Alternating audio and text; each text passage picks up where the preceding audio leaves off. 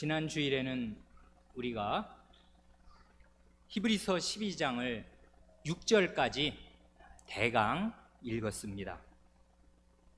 히브리서의 저자는 이 12장 5절 하반절과 6절에서 잠언 3장 11, 12절 두 절을 인용하는데, 인용하기 직전에 그 5절 상반절에서 자기가 인용하는 이 잠언의 말씀의 성격이 무엇인가를 한마디로 척 제시합니다. 이 잠언의 말씀, 이 잠언 3장 11, 12절의 말씀은 어떤 말씀인가 하면 한마디로 아들들에게 권하는 것 같이 너희에게 권면하는 말씀입니다. 이 권면하신 말씀이라 하였는데, 이 말 가슴에 확 와닿으십니까? 이걸 다른 말로 번역할 수도 있는데, 좀 더 직접적인 말로 번역하면 위로의 말씀이다, 그것입니다. 이거 어른들을 위해서 조금만 부연 설명하면, 그 요한복음 14장, 15장, 16장에서 성신님을 가리켜 우리 주 예수께서 보혜사라고 말씀하시잖아요. 그건 뭐 세상에 어려운 한자어 아니에요. 생전 어디 다른 데서는 듣도 보도 못한 생경한 신조어입니다. 보혜사, 보호하시고 은혜를 베푸시는 사부, 스승, 뭐 이런 뜻이겠는데, 그 말을, 보혜사라는 말을 다른 말로 번역하면 위로자라 그 말입니다. 위로자, 파라클레토스. 근데 그 여기에 권면의 말씀, 이 잠언의 말씀이 권면의 말씀이라 할 때, 그 권면이라는 말이 바로 그 성신님을 가리켜 위로자라 할 때 그 똑같은 어근을 가진 위로입니다. 그래, 이 잠언의 말씀은 위로의 말씀입니다. 이 히브리서 저자는 이 3장, 잠언 3장 11, 12절의 말씀을 위로의 말씀으로 읽고 있는 것입니다. 어떤 위로의 말씀이냐면, 아버지가 아들에게 하듯이 아주 따뜻하게 위로하면서 권고하는 그런 말씀입니다. 그 위로와 권고의 핵심이 뭐냐 하면 낙심하지 말라, 그것입니다. 결코 좌절하지 말고 절망하지 말아라, 그것입니다. 그래, 거기 잠언이 그러잖아요. 내 아들아, 쭉 넘어가서 그에게 꾸지람을 받을 때 낙심하지 말라 합니다. 왜 낙심하지 말라고 이 잠언의 말씀이 위로를 전하냐 하면, 그 앞뒤에 나오는 말들을 보면 다 겁나기 때문에 그래요. 징계, 꾸지람, 징계, 채찍질, 이거 아니에요. 그래, 거기 나오는 그 징계라는 말은, 그걸 다른 말로, 더 좋은 말로 번역하면 훈육으로 바꾸어 읽으면 좋다고, 그게 사실이라고, 훈육 또는 단련, 이런 말로 이해하면 좋다고 말씀드렸습니다. 그러니까 이 잠언의 그 요지는 여호와 하나님께서 훈육을 하시느라고, 단련을 시키시느라고 꾸지람도 하시고 채찍질도 하시는 것이니까, 그렇게 꾸지람과 채찍질을 당할 때 낙심하거나 좌절해서는, 절망해서는 안 된다 하는 것입니다. 왜냐하면 그건 바로 아버지가 자식에게, 그것도 미운 자식이 아니라 사랑하고 기뻐하는 자식을 훈육하느라고, 사람 만드느라고, 단련시키느라고 하시는 것이니까, 괴로운 상황, 하나님의 꾸지람과 채찍질로 여겨지는 그런 괴로운 상황을 당할 때 낙심하지 말라, 그것입니다. 여기까지는 대강 지난주에 말씀도 드렸고, 이건 그냥 읽으면 대개 알 수 있는 표면적인 관찰입니다. 훨씬 중요한 사실이 있습니다. 그건 뭐냐 하면 이 히브리서의 저자, 말하자면 목사님이 요 잠언 3장 11, 12절의 말씀을 어떤 방식으로 자기의 회중, 자기가 맡아 목회하고 있는 이 회중의 현실에 적용하는가? 그것입니다. 이게 왜 정말 중요하냐 하면 요걸 어떤 방식으로 요 히브리서 저자가 요 잠언 3장, 이건 구약의 말씀 아니에요. 그러니까 이 히브리서 저자로 볼 때에도 이게 천년 그 이전 말씀이란 말입니다. 까마득한 옛날 구약의 성경 말씀을 자기 회중의 현실에게 어떤 방식으로 적용하는가 하는 요 방식을 제대로 우리가 마음에 딱 깨닫기만 하면 오늘 우리도 우리 자신의 어려운 형편을 대하는 관점이 완전히 좋게 하나님이 원하시는 방식으로 변모하고 뒤바뀔 수 있다, 그것입니다. 그러니까요, 며칠 전에 제가 전화를 받았는데 살기가 너무나 힘들고 화가 나서 목사에게 전화하신 교우분은 특별히 이 말씀을 잘 들으시기 바랍니다. 이분은 사회생활을 하는 중에 너무나 약이 오르고 분통이 터지는 금전적인 손해를 당했습니다. 그래 마음으로 정말 수십 번 살인을 하게 된다고 목사에게 고백합니다. 그러니 어쩌면 좋겠냐고 묻습니다. 이제 하나님의 말씀을 들으십시오. 히브리서의 저자는 자기의 회중이 지금 피곤하여 낙심한 상태, 혹은 그러기 직전에 그냥 낙심해서 절망하고 다 포기해버리기 직전의 상태에 있는 것을 봅니다. 그래 히브리서 12장 3절, 너희가 피곤하여 낙심치 않기 위하여 죄인들의 이같이 자기에게 거역한 일을 참으신 자를 기억하라, 그렇게 권하는 것 아니에요. 그러는 회중의 현실 앞에서 이분은 잠언 3장을 읽습니다. 그런데 거기에 바로 잠언 3장에 낙심하지 말라 하는 말씀이 나오는 것을 봅니다. 그래 그 말을 그대로 인용하잖아요. 그게 히브리서 거기 12장 5절에 낙심하지 말라는 잠언 말씀이 인용되잖아요. 그래 잠언 말씀을 그대로 가져다가 자기 회중에게 너희가 피곤하여 낙심치 말라고 권합니다.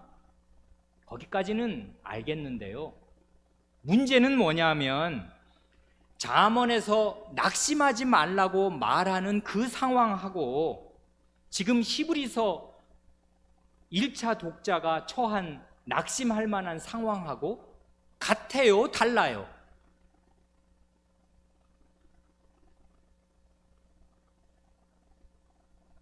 그걸 잘 생각해 보시기 바랍니다. 잠언에서 낙심할 만한 상황이라는 건 뭡니까? 그건 아버지와 같은 손길로 훈육을 당해서 꾸짖음과 채찍질을 당하고 있기에 낙심할 수 있는데 낙심하지 말아라 하는 것이지요.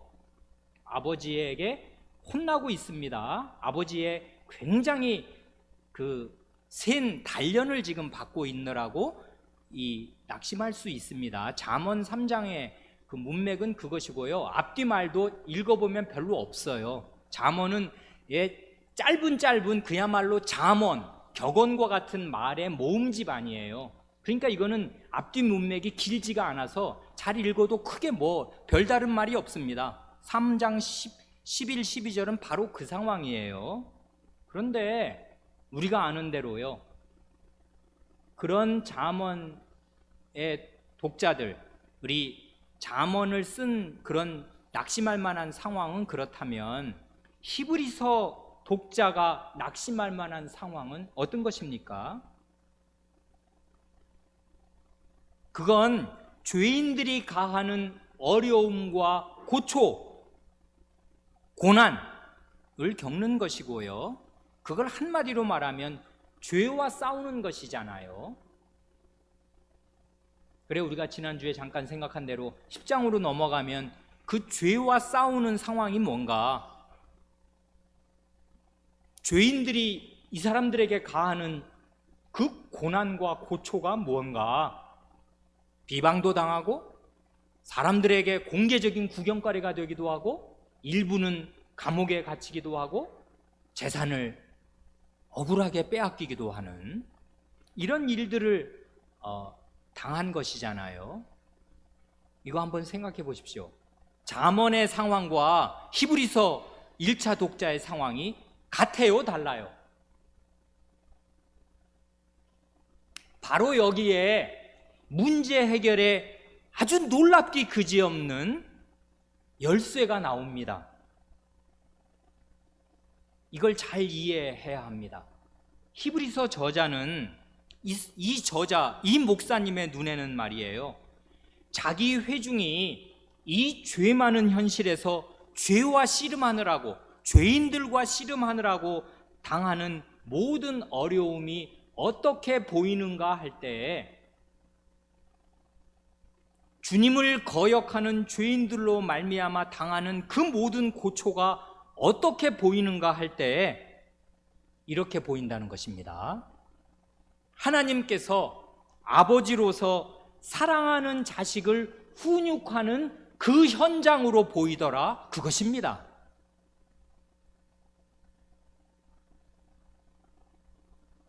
이걸 다른 말로, 똑같은 말을 다른 말로 표현하면 히브리서 저자는 지금 잠언의 상황과 자기 회중이 당한 상황을 겹쳐놓고 보는 것입니다.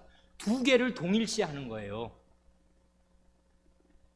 성경 말씀으로, 구약 성경의 말씀으로 자기가 당한 현실을 해석하는 것입니다. 지금 성경의 눈으로 자기의 현실을 바라보는 것이에요. 이렇게 히브리서의 저자가 구약 성경을 잘 읽고 구약 성경으로 자기가 당한, 자기의 회중이 당한 어려운 현실을 해석하면서 그 구약 성경 안에서 해답을 제시한 것이 바로 신약 성경이 된 것입니다. 이제는. 그래, 우리는 신약의 저자들이 어떤 방식으로 구약을 자기 삶에 끌어다가 이해하고 해석하는가를 잘 보면 이게 바로 성경을 읽는 관점이고, 이렇게 되면 우리가 이 현실을 이겨나갈 중대한 힘을 얻게 된다는 걸 알게 됩니다.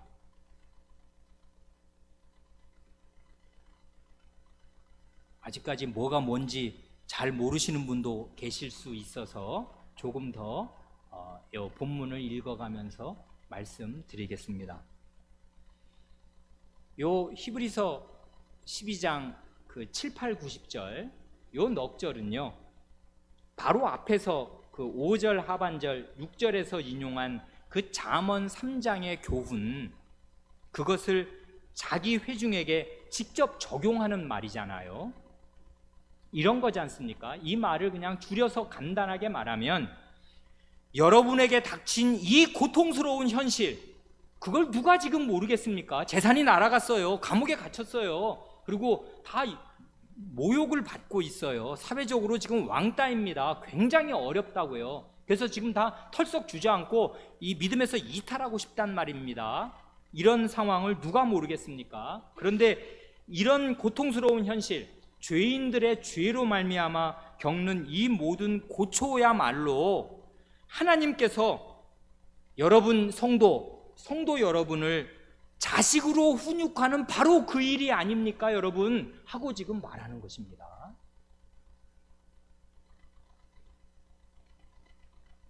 이건 놀라운 관점 아니에요? 전에 이렇게 생각해 보신 일 있습니까? 이건 히브리서 저자가 구약을 읽으면서 자기 회중에게 적용한 그 방식이라 그것입니다. 그렇게 우리는 이 구약의 말씀을 읽어야 하고 히브리서 저자 신약의 안내를 받아서 구약을 그렇게 우리에게 우리 현실에 받아들여야 된다 그것입니다. 그래, 조금 더 읽으면서 말씀드리겠습니다. 7절 상반절을 보면 이건 굉장히 어렵죠. 너희가 참음은 징계를 받기 위함이라. 이 말 이해되십니까? 이제까지 이거 여러 번 읽으셨을 텐데 무슨 생각을 하면서 무슨 뜻으로 읽으셨습니까? 너희가 참고 있는데 참는 이유는, 참는 목적은 징계를 받기 위함이라 이렇게 읽으면 됩니까? 그러니까 지금 참으라는데 참고 있는데 징계 받으려고 참고 있다 이 말입니까? 그렇게 읽으면 말이 덜 되잖아요. 이해가 안 될 것 아니에요. 인내의 목적이 징계받는 것이에요. 그러니까 이 말은 조금 고쳐서 번역하면 더 좋습니다. 번역하기가 대단히 어렵습니다. 그래, 의역을 하면 좋아요. 그래, 성경의 많은 문제는 결국 번역의 문제입니다. 번역을 잘 해주면 아주 좋단 말이에요. 이렇게 번역하면 좋습니다. 여기 징계는 훈육으로 바꿔서 읽으면 언제나 좋습니다. 여기 히브리서 12장은 훈육을 받을 때 잘 참으십시오 하는 말입니다. 그렇게 읽으면 이 원래의 뜻에 더 가까울 것입니다. 여러분, 하나님의 훈육을 받을 때 잘 인내하십시오 하는 말이고요. 그걸 조금 더 의역을 하면 이렇게 읽어도 됩니다. 여러분이 받는 지금 어려운 고난 현실을 지금 이 배경으로 놓고 하는 얘기 아니에요. 여러분이 받는 이 시련, 여러분이 겪고 있는 이 거대한 고통을 하나님의 훈육으로 여겨서 잘 참으십시오 하는 말입니다. 그런 뜻이라고요. 훈육 안으로 들어가도록 참으라 이 말입니다. 직역하면. 그러니까 그 말이 뭔 말이래? 이해가 안 가니까 우리말 지금 이렇게 번역해 놓은 것입니다. 훈육으로 여겨서 여러분의 고통을 하나님의 훈련, 하나님의 단련으로 여겨서 잘 참아내십시오 하는 뜻이라고요. 그래, 여기 참으라는 말이 나오지 않습니까? 인내하라는 말, 이게 바로 저자가 정말 하고 싶은 말 그것입니다. 그게 우리 지난주에 살펴본 히브리서 12장 1절, 2절, 3절을 관통하는 그 주제, 바로 그것입니다. 인내하며 경주하라. 그리스도의 인내를 기억하라. 그리스도가 어떻게 자기에게 거역한 것을 참으신 그분을 기억하라. 그래, 인내 이게 쭉 1, 2, 3절을 관통하였는데 여기 7절에 또 나오는 것입니다. 그래, 사실 히브리서 요 앞부분에서 1절부터 한 12절까지를 쭉 읽을 때 저자가 하고 싶은 말 딱 두 마디입니다. 뭐냐 하면 참으라는 것이고요, 낙심하지 말라 그것입니다. 두 개는 결국 같은 말이겠는데 그 직접적인 명령으로 딱 우리 마음에 간추려서 챙길 것은 그것입니다. 참아내라는 것이고요, 절망하면 안 된다는 것입니다. 낙심하지 말라는 것입니다. 그래, 오늘 주보의 그 강설의 제목을 하나님의 단련의 이유와 목적 이렇게 하였는데, 오늘 이 아침 예배 시간에는 하나님의 그 단련, 훈육의 이유만 말씀드려야 할 것 같고, 그 다음에 기회가 있을 때 이 하나님의 훈육, 하나님의 단련의 목적을 말씀드려야 할 것 같습니다.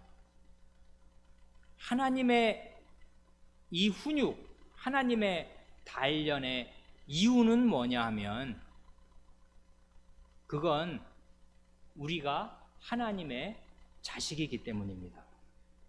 그게 굉장히 중요한 요 잠언과 요 잠언을 그대로 받아다가 자기 회중에게 권하는 이 말의 중요한 이유입니다. 여러분들 지금 어렵지요? 자식이 속썩이고 남편이 속썩이고 아내가 속썩이고 교인이 속을 썩이고, 그리고 죄 때문에 진짜 어렵지요. 사기당하고 돈 떼이고 불같이 마음에 화가 나지요. 그것을 하나님의 훈육으로 여기라 그것입니다. 이게 히브리서 저자의 관점이라고요. 구약을 자기 현실에 적용하는 관점이라 그것입니다. 그래, 그 7절, 8절에서 사실은 10절까지 요 잠언에서 그 아들 주제, 아버지와 아들 주제를 계속 끌고 나가서 얘기합니다. 7절 하반절로 8절이 이거지 않습니까? 하나님이 아들과 같이 너희를 대우하시나니, 이건 옛날 성경이니까 아들만 나오는 거지. 여러분, 요즘에는 남녀 평등한 시대니까 이게 아들 넣을 때 딸 같이 넣어서 읽어도 얼마든지 됩니다. 하나님이 아들과 딸과 같이 아들, 딸로 너희를 대우하시나니 어찌 아비가 훈육하지 않는 아들, 딸이 있으리요. 훈육은 다 받는 것이거늘 너희에게 없으면 사생자요 참 아들이 아니니라 합니다. 다시 말씀드리지만 이 잠언의 교훈을 지금 그대로 이어받아서 자기 회중에게 적용하고 있습니다. 이 회중은 어떤 회중이에요? 죄인들의 죄로 말미암아 고통을 겪고 있는, 정말 이 몸이 떨리는, 말할 수 없는 인생의 가장 큰 고통을 겪고 있는 사람들인데, 이 고통을 겪는 이유가 뭐냐? 당신들이 하나님의 자식이기 때문이지. 하나님께서 아버지로서 자식을 훈육하느라고 이 고통 가운데 몰아넣으시는 거지. 그 얘기를 지금 하고 있습니다. 그러니 교회 안과 밖에 있는 죄인들로 말미암아 어려움과 고초를 겪으시는 성도 여러분, 그 고초를 겪으실 때마다 나는 지금 하나님 아버지한테 자식 대우, 자식 대접을 받고 있는 것이다 하는 사실을 기억하시기 바랍니다. 이게 지금 그냥 목사가 교인을 위로하느라고 그냥 갖다 붙여가지고 하는 말이겠습니까? 이게 바로 신약 성경의 논리이고 히브리서 저자 목사님의 논리 아니에요.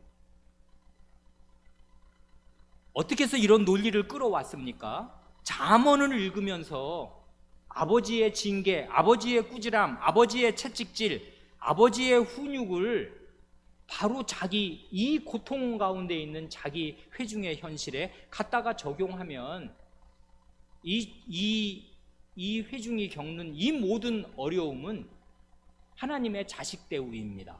자식으로 지금 훈육하려고 이 고통을 허락하셨다 그 말입니다.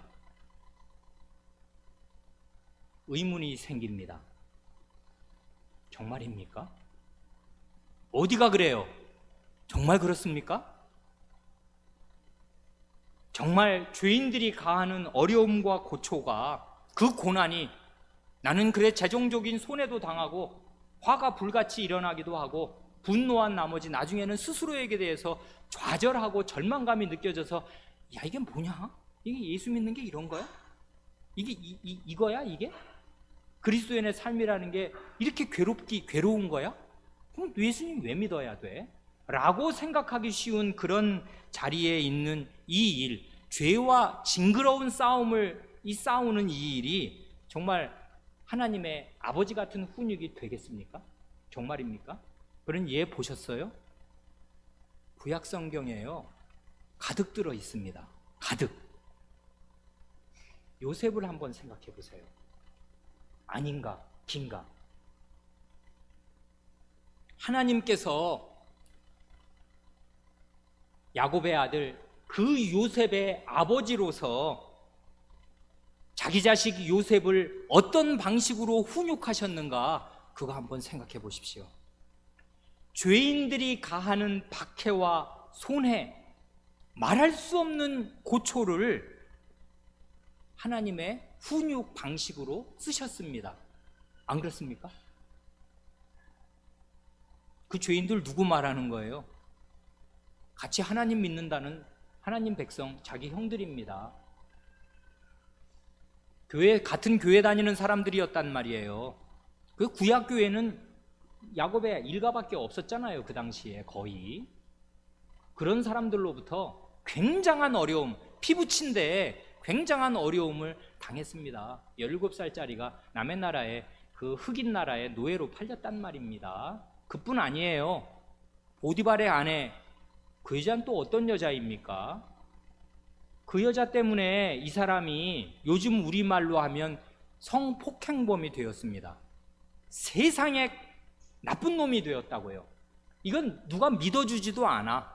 그리고 그 보디발에 이게 어떻게 자기의 이 억울한 거를 누명을 벗겨서 호소할 수 있겠습니까?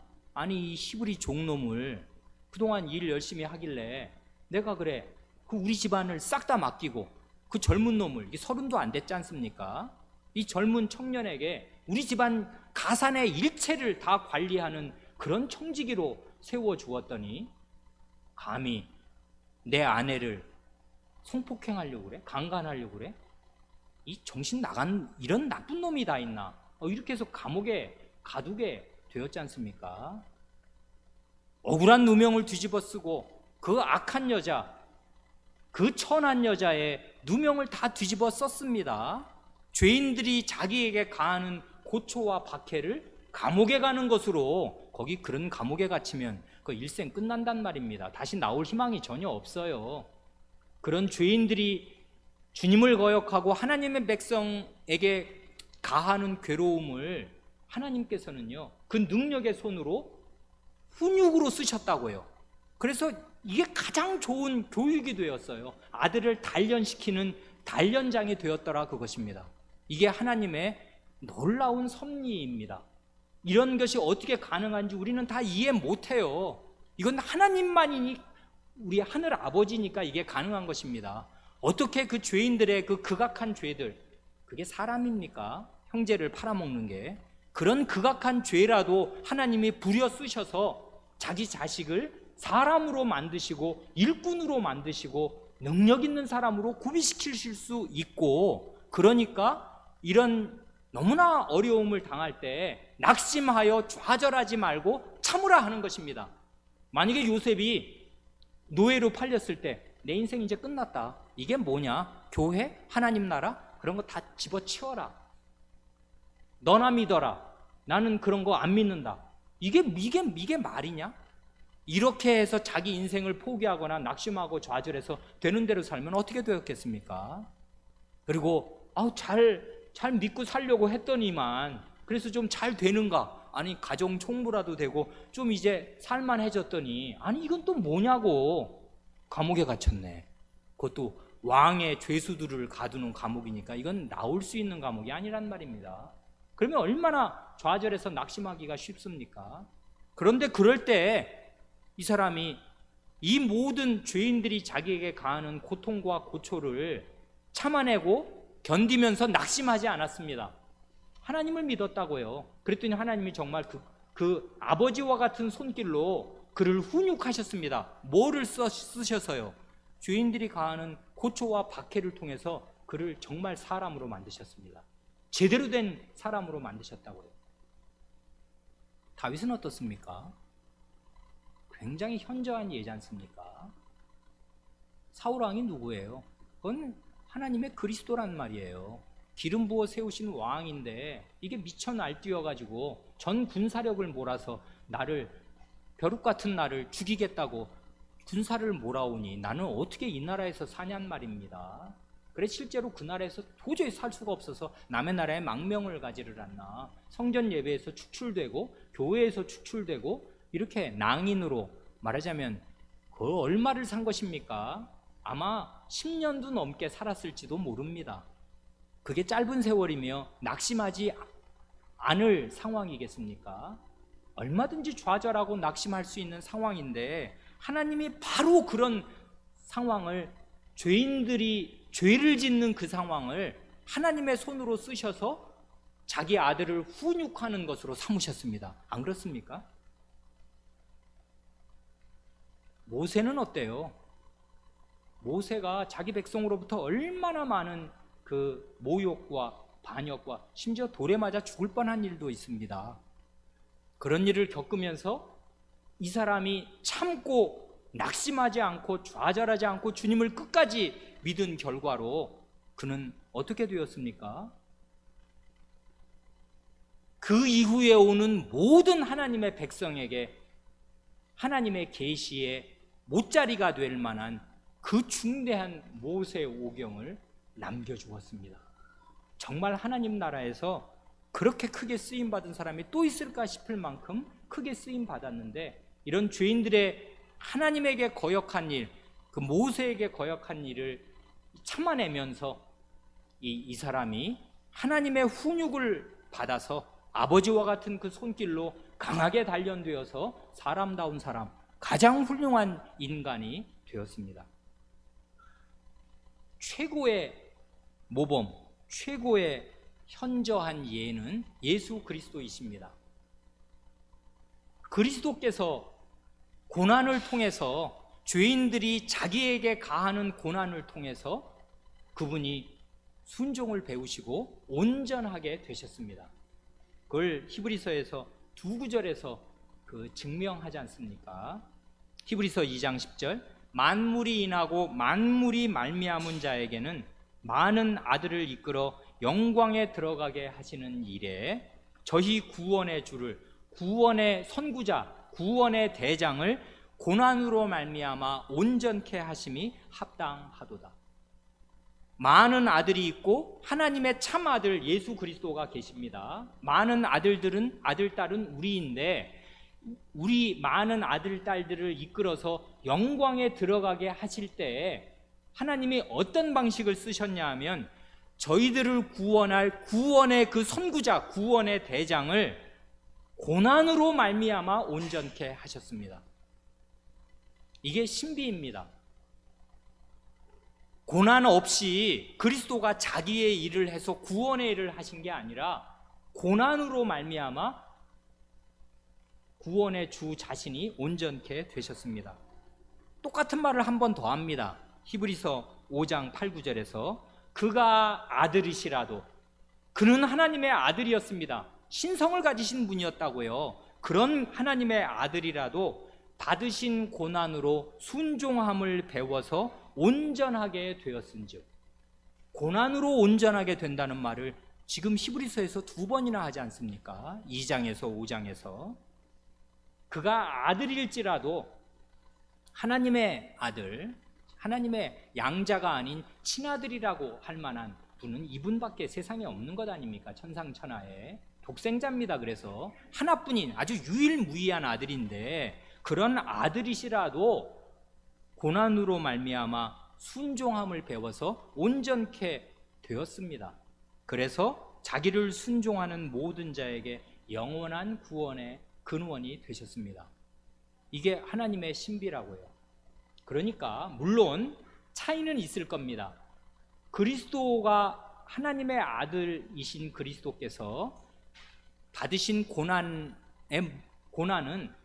우리를 구원하는 구속적인 고난입니다. 우리를 죄에서 구원하기 위한 고난이었잖아요. 우리가 받는 고난은 다른 죄인을 무슨 죄에서 구원하기 위한 고난은 아닐 겁니다. 그러나 그리스도께서 우리를 구원하시기 위해서, 우리의 구원의 주가 되시기 위해서도 그리스도는 고난을 겪으셨고, 그 고난을 통해서야 온전하게 되실 수가 있었습니다. 그리스도의 고난이 우리의 구원을 위한 고난이었다면, 우리가 받는 고난은 우리의 훈련을 위한 고난입니다. 우리의 단련을 위한 고난이라고요. 이게 아버지와 같은 손길로 우리에게 임하는, 말하자면 하나님의 훈육입니다. 이 사실을 꼭 붙드십시오. 꼭 믿으십시오. 그러니 어느 누구라도 상관이 없습니다. 죄로 말미암아 고통을 겪으실 때, 아, 이거 하나님이 나를 딸로 대우하시는구나, 하나님이 나를 아들로 지금 대접하시는구나 하는 사실을 붙드십시오. 믿으십시오. 이게 성경의 관점이라고요. 이걸 믿기가 대단히 어렵습니다. 왜 그러냐 하면, 아니 어떻게 저럴 수가 있어? 어떻게 하나님 믿는다는 사람이 나한테 저럴 수가 있냐고, 그리고 저런 나쁜 놈이 다 있나, 이런, 진짜 우리 교우분이 한 대로 살인을 마음으로 몇 번이라도 한다는 것 아닙니까? 화가 머리 끝까지 치솟고 그렇게 화를 내고 나면 어떻게 돼요? 실제로 밖으로 화를 냈든 자기 마음속에서 화가 일어났든 조금 이제 썰물처럼 그 화가 지나가고 나면 절망감이 생기지 않습니까? 야, 이건 뭐냐? 내가 또 죄를 지었고, 그리고 나도 어쩔 수 없는 죄인이구나. 화를 내고 나면 이게 낙심하게 된단 말입니다. 절망하게 된다고요, 사람이. 자, 그렇게 될 때 우리의 관점을 완전히 뒤바꾸어 준다고요, 히브리서 저자가. 어떻게 받아들이도록요? 그걸 하나님의 훈육으로 받아들이도록. 그러니까 여러분이 똑같은 일을 요셉이나 모세나 다윗과 같은 구약에 있는 참 모든 신자들이 다 거쳐간 게 바로 그거 아니에요. 그런 방식으로 하나님의 훈육을 받은 것 아니에요. 구약의 모든 예언자들이 그런 거 안 받았습니까? 그런 훈육을 통해서 말하자면 하나님의 자식다웠게 육성되고 양성되고 자란 것입니다. 이게 다 이런 방식으로 하나님이 우리를 육성하신다고요. 그러니까 우리를 장밋빛 화원에서, 에덴 동산에서 우리를 기르시지 않고요, 이 죄 많은 세상에서, 죄가 드글드글한 세상에서 죄와 싸우면서 죄인이 가하는 어려움을 겪으면서 우리가 하나님의 아들로, 하나님의 딸로 빚어지게 됩니다. 이게 하나님의 방식인데, 이걸 놀랍게도 잠언에서 끌어다가 자기 회중에게 적용하여서 이 교훈을 한다, 이것입니다. 그러니 죄로 말미암아 낙심하게 된 교우 여러분, 낙심하지 마시고 참으십시오.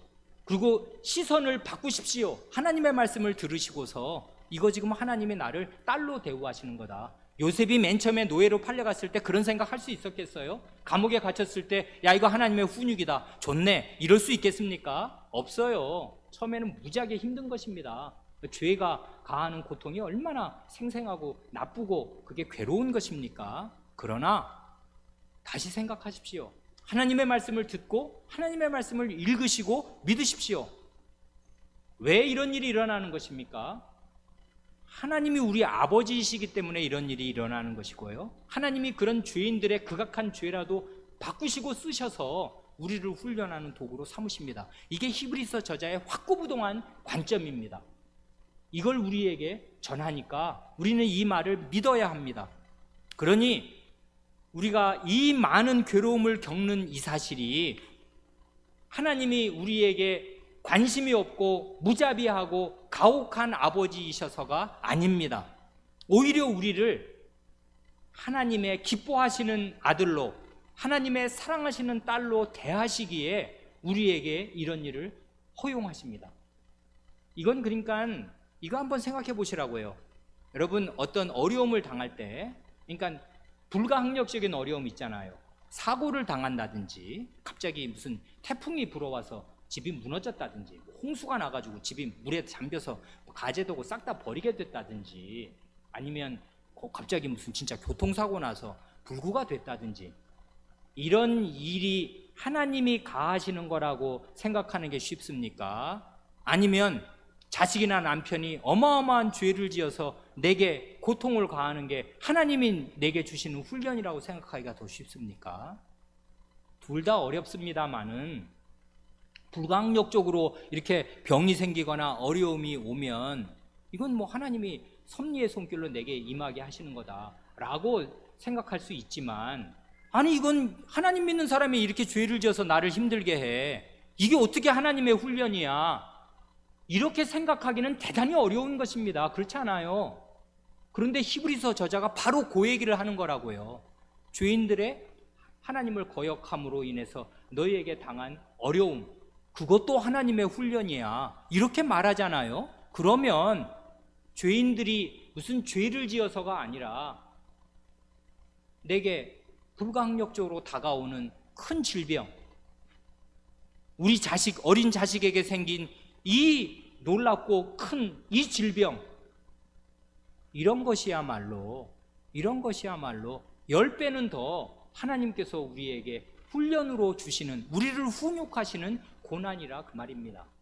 히브리서 저자의 이 목사님의 관점을 잘 이해하면 우리가 당하는 현실이, 그게 자연적인 고난이든 신체적인 고난이든 사회적인 고난이든, 아니 하나님 믿는 사람의 죄로 인한 고난이든, 이런 고난을 근본적으로 고난의 성격을 이해할 수 있게 해주는 아주 근본적인 시각을 얻게 됩니다. 그러면 도리어 감사할 수 있게 될 것입니다. 그리스도께서도 그 길을 가셨고, 가만히 생각해 보면 구약의 앞선 모든 성도가 그 길을 갔습니다. 눈물을 흘리면서 그 길을 갔습니다. 그러니 우리가 예외가 되겠습니까? 그러면 우리는 하나님의 자식이 아닐 것입니다. 그래, 하나님 안 믿는 사람은요, 재산을 펑펑 물려주고 3대 4대 잘 산다고 그런 시편의 말씀이 있습니다. 잘 삽니다. 근데 하나님 백성이니까 하나님께서 이런저런 어려움들 가운데 우리를 몰아넣으시고 죄로 말미암아 씨름하게 하시고 죄로 말미암아 고통을 겪게 하십니다. 왜요? 우리를 자식으로 대우하시기에 그렇습니다. 어느 자식이 아버지의 훈육을 안 받는 자식 어딨냐? 그런 자식이 있으면 아마 사생아일 거다. 이렇게 말하잖아요. 참 아들, 딸은 아닐 거다. 이렇게까지 말한단 말입니다.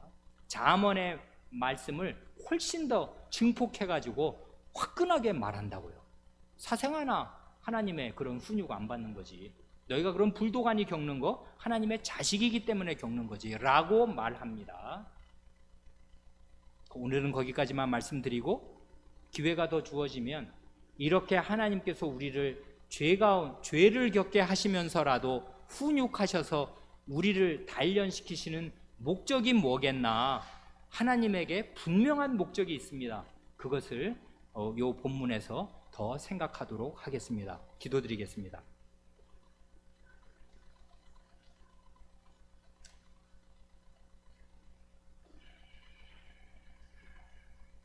하나님 아버지, 저희가 이 고난찬 인생길을 걸을 때 전혀 뜻하지 않게 저희 안팎의 죄로 말미암아 너무나 큰 고초와 어려움을 겪사오며, 그러할 때 저희는 어찌 할 줄을 모르고 이것이 과연 제대로 된 일인지, 내가 제대로 믿고 있는 것인지, 하나님이 과연 살아계셔서 나를 자신의 자녀로 대접하여 주시는 것인지 의심하게 되오며, 마음에 힘이 풀리고 발이 풀려서 어그적 하다가 결국 낙심하고 좌절하게 되기 십상이옵니다. 이런 저희에게 하나님께서 하나님의 사도, 하나님의 이 성경 기록자를 쓰셔서 저희에게 히브리서의 말씀으로 찾아와 주시고, 저희가 이 질펀한 죄 가운데에서 많은 어려움을 겪을 그때에 어떻게 생각해야 바르고 옳은가를 가르쳐 주시옵니다. 주님, 저희를 아들로 딸들로 대접하시기에 저희가 이런 고초를 겪사옵니다. 이것이 하나님의 말씀이오니 이 하나님의 말씀을 믿을 수 있게 하여 주시옵소서. 그리하여 저희 믿음의 선진들이 갔던 그 믿음의 길을 뒤따르게 하시고, 예수 그리스도께서 저희 구원의 선구자요 대장으로서 고난을 통하여 순종함을 배워 온전하게 되신 그 길을 순순히 따를 수 있게 하여 주시옵소서. 참아낼 수 있게 하시고 좌절하거나 낙심하지 않게 하여 주시옵소서. 죄인들의 죄를 겪을 때 이 죄가 어디서 왔으며 그 이유가 무엇인지를 하나님의 관점으로 제대로 깨달아 믿을 수 있게 하여 주시옵소서. 우리 구주 예수님의 이름으로 기도하옵니다. 아멘.